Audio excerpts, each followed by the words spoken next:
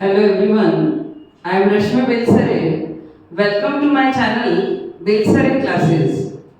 हम congruence criterion concept को पढ़ रहे हैं जिसमें हमारा सेकंड कॉन्ग्रुएंस क्राइटेरियन है side angle side congruence criterion.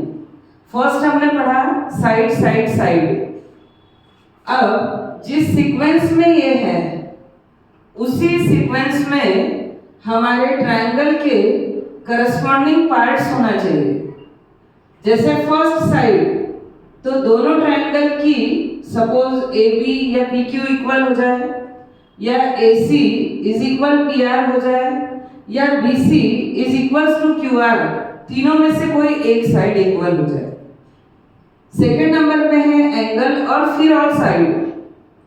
तो दो साइड और उसका इंक्लूडिंग एंगल, उसके बीच का जो एंगल है वो, यदि ये दो साइड तो एंगल ये वाला होना चाहिए।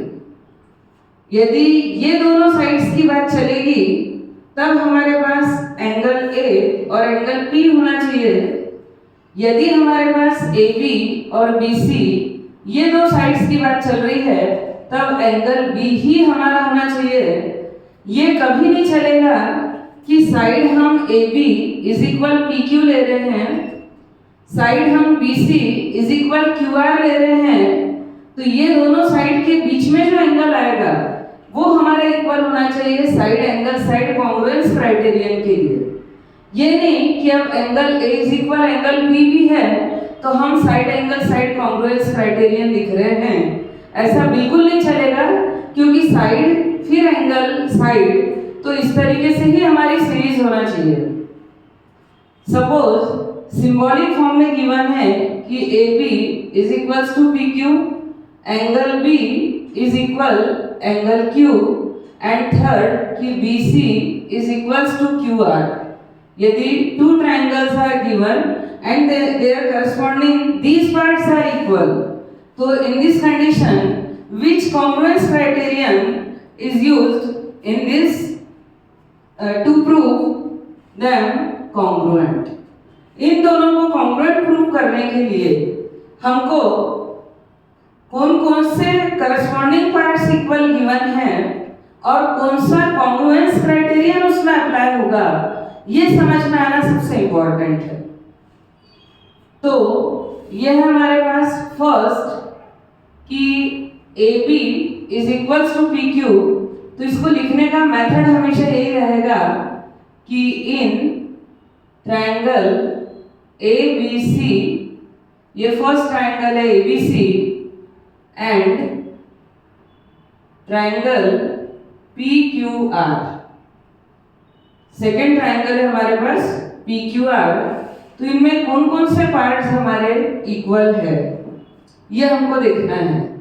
तो फर्स्ट है कि A B is equal to P Q, तो ए बी इज इक्वल है हमारे पास पी क्यू, ये फर्स्ट साइड इक्वल गिवन है। और जो भी चीज गिवन हो तो उसको हम साइड में यहाँ गिवन लिखते हैं। सेकेंड नंबर पे देखिए कि side angle side congruence criterion है, तो हमारा एंगल ही आना चाहिए।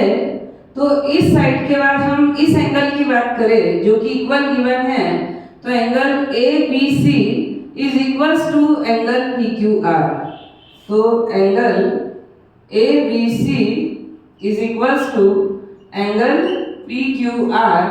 और बहुत छोटी बात बट आपको बता दूं कि जिस एंगल को रिप्रेजेंट करना होता है तो थ्री वर्टिसेस में उसको हमेशा मिडिल में ही आना चाहिए।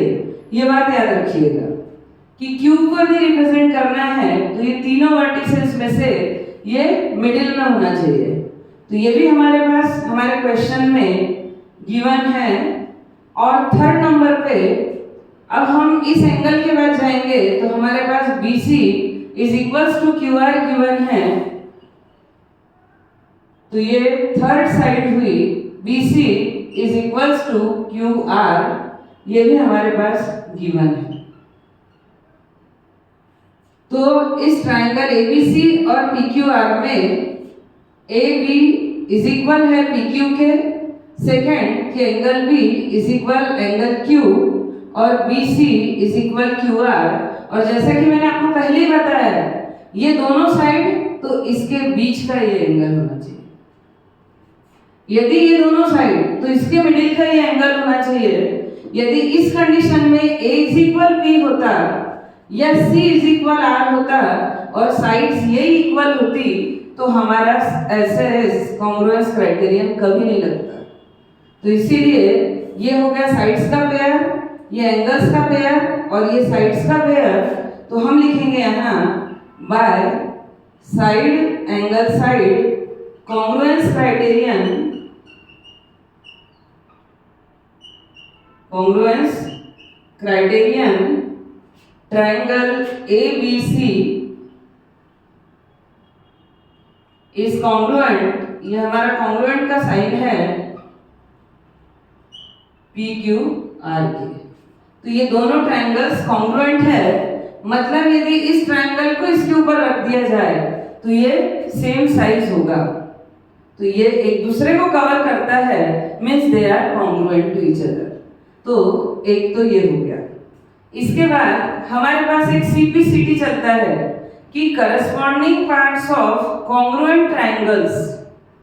यदि दोनों ट्रायंगल्स इक्वल है तो बहुत सारी प्रॉपर्टीज है। पहली बात तो दोनों के एरियाज इक्वल होंगे, ये 9th में थ्योरम है हमको। सेकंड ये कि अब यदि इसकी थर्ड साइड AC और PR को हम देखें तो हम कह सकते हैं कि AC is equals to PR, AC is equals to PR। क्यों?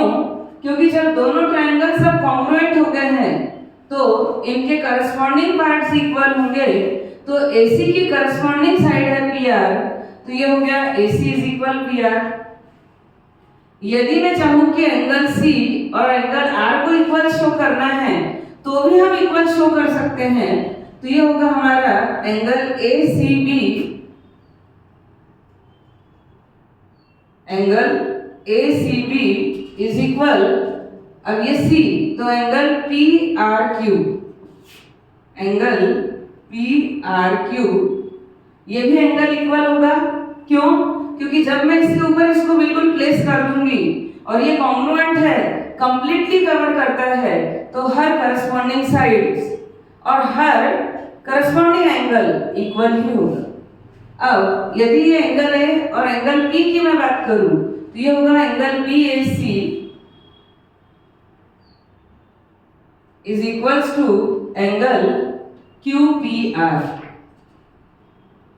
ये हमारे रिमेनिंग 3 पार्ट्स जो बच गए थे जिनको कि हम इक्वल शो कर सकते थे।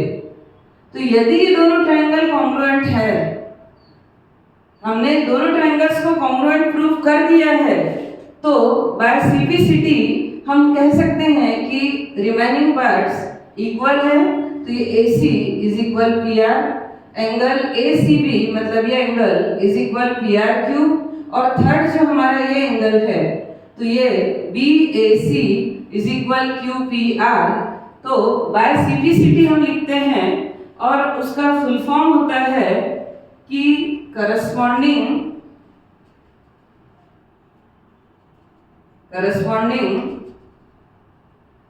parts of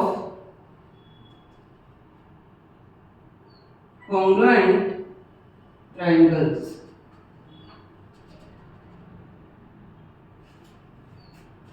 corresponding parts of congruent triangles कि जो हमारे दोनों कॉन्ग्रुएंट ट्रायंगल्स है उनके हर करस्पॉन्डिंग पार्ट्स इक्वल होते हैं।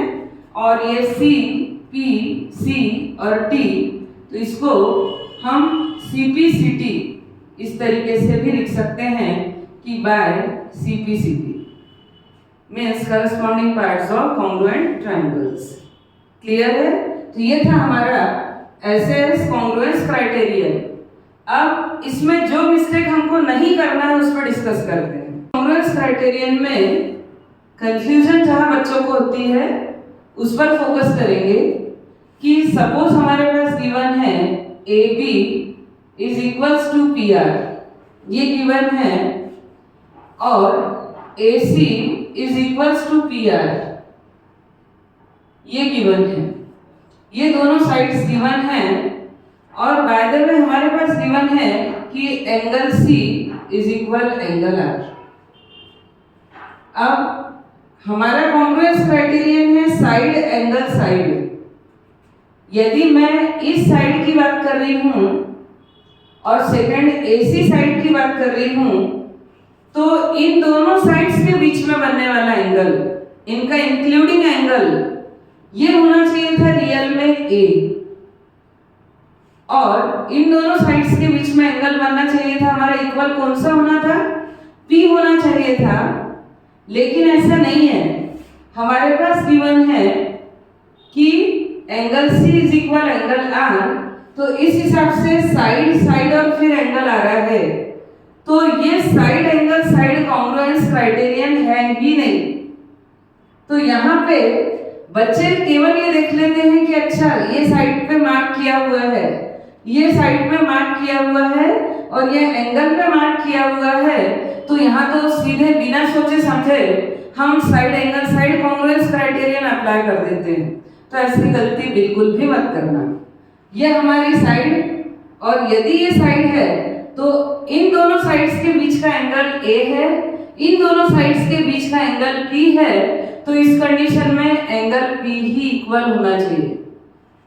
और इसकी प्लेस पर यह भी हो सकता है कि सपोज हमारे पास angle P is equal angle Q रख दे और यही दोनों साइड्स को इक्वल रख दे, तब भी हमको लगता है कि भाई ये साइड इक्वल है, ये साइड इक्वल है और ये एंगल इक्वल है। तो अब हम इसमें side angle side congruence criterion की साइड साइड दो बार साइड आता है और एक बार एंगल आता है, हो गई हमारी रिक्वायरमेंट फुलफिल। बट ऐसा बिल्कुल भी नहीं है। ये साइड है तो एंगल यही होना चाहिए। यदि ये एंगल इक्वल है तब भी आप इस कंडीशन में इन दोनों ट्रायंगल्स पे कॉन्ग्रुएंस क्राइटेरियन अप्लाई नहीं कर सकते। दोनों साइड्स के बीच का ही एंगल होना चाहिए। जब ये दोनों साइड की बात चल रही है तब हमारे पास यही एंगल इक्वल होना चाहिए। मान लो यदि हमारे पास ये और ये साइड की बात चल रही है तो उस कंडीशन में ये और ये साइड है, तब यही दोनों एंगल इक्वल होना चाहिए, ये साइड और उसका इंक्लूडिंग एंगल। और यदि ये और ये साइड हमारी इसकी बात चल रही है तो उस कंडीशन में हमारे पास angle C is equal angle R होना चाहिए, तभी side angle side congruence criterion इस पर अप्लाई हो सकता है। तो ये था हमारा side angle side congruence criterion, और होप करती हूँ कि बहुत अच्छे से समझ आया होगा। यदि कोई प्रॉब्लम हो तो आप कमेंट सेक्शन में लिख सकते हो, मैं आपका डाउट जरूर क्लियर कर दूंगी।